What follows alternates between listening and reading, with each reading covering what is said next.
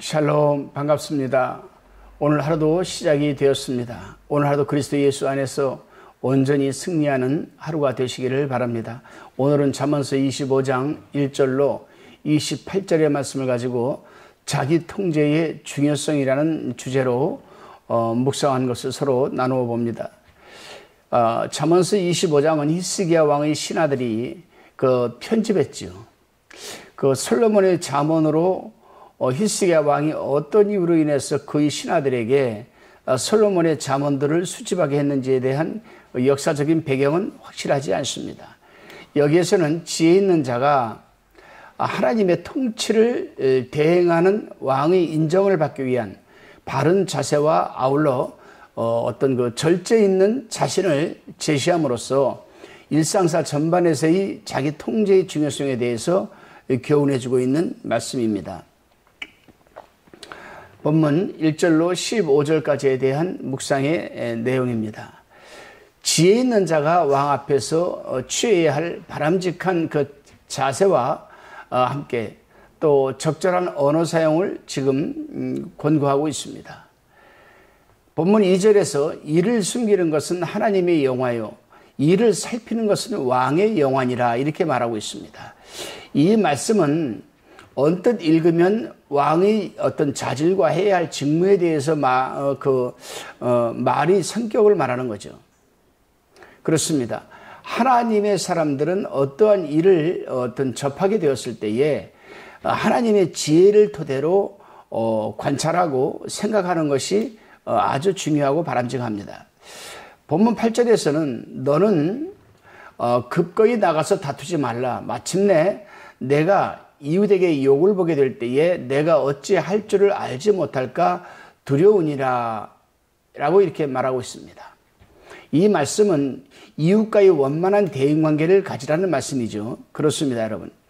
9절로 10절을 읽어보면 사람은 성급하게 다투다가는 부끄러움을 당할 뿐만 아니라 다투는 중에도 타인의 비밀을 탄로시키는 잘못을 범할 수도 있다고 합니다. 그래서 시인은 11절 12절에서 하나님의 사람들은 형편과 경우에 합당한 언어를 사용하라고 충고하고 있는 것입니다. 그렇습니다, 여러분.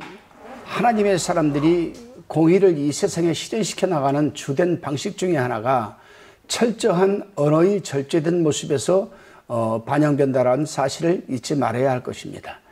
다시금 본문 16절로 28절까지의 내용입니다.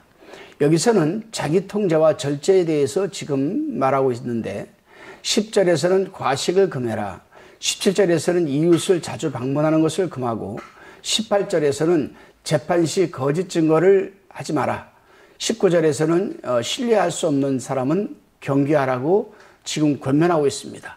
그것이 바로 그러한 삶을 살아가는 것이 자기 절제와 어떤 통제의 어떤 근원이 될 수가 있다.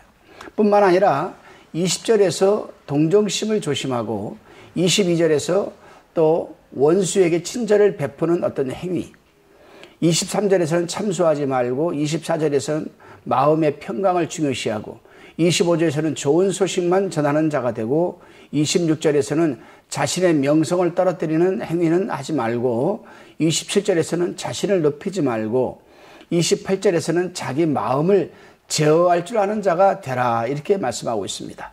여기에서 28절 자기 마음을 제어할 줄 아는 자가 되라. 그렇습니다, 여러분. 자기 마음을 제어하기 위해서는 어떻게 살아가야 되는가? 하나님의 사람들은 언제나 규모 있는 삶을 살아가야 합니다.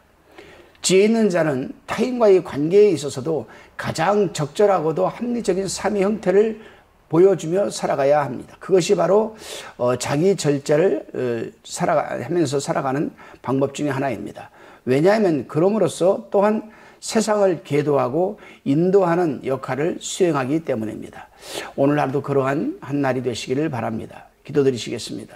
주님, 우리가 세상 사람들과 관계를 갖게 될 때에 언제나 바람직한 자세와 처세를 할 수 있도록 도와주시고 마음 상한 자를 위로하는 데 있어서도 조심성 있게 도와주시며 모든 일에 있어서도 주님의 영광을 가리는 삶을 살지 않도록 인도하여 주시옵소서.